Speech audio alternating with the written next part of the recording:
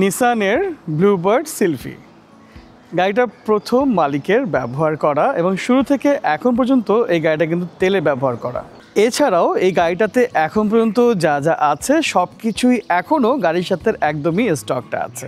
এমনকি এই গাড়িটার যে রঙটা এখনও দেখতে পাচ্ছেন এটা কিন্তু একদম জাপানি কালারটা এখনও আছে, অর্থাৎ এই গাড়িটি এখনও বাংলাদেশের লোকাল মার্কেটে রঙের কোনো ডেন্ট পেন্ট এখন পর্যন্ত করানো হয়নি। আর এটা হচ্ছে নিসান ব্লুবার্ড সিলফি 2012-র একটা মডেল। রেজিস্ট্রেশনটা হচ্ছে 2017 সালে। ওই যে বললাম সব কিছু গাড়ির সাথে একদমই স্টকটা পাচ্ছেন। প্রত্যেকটা লাইট কিন্তু গাড়ির সাথে একদমই স্টকটা, অর্থাৎ জাপানি লাইটটি কিন্তু এখন পর্যন্ত আছে।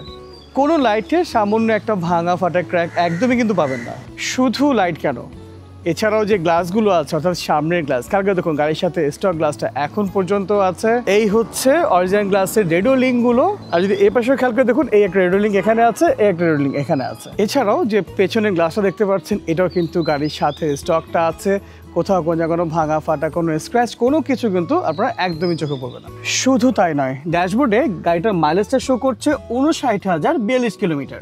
জাপান ও বাংলাদেশ মিলিয়ে 59,042 কিলোমিটার চলার গাড়িটার ইঞ্জিনটা আপনি এখনও গাড়ির সাথে স্টকটায় পাচ্ছেন। কোনো ধরনের কোনো কাজ এখন পর্যন্ত গাড়িতে করানো হয়নি, বেশ স্মুথভাবে এখনও চলছে। আর আমরা কিন্তু অলরেডি বলেছি যে গাড়িটা শুরু থেকে এখন পর্যন্ত শুধুমাত্র তেলে ব্যবহার করা।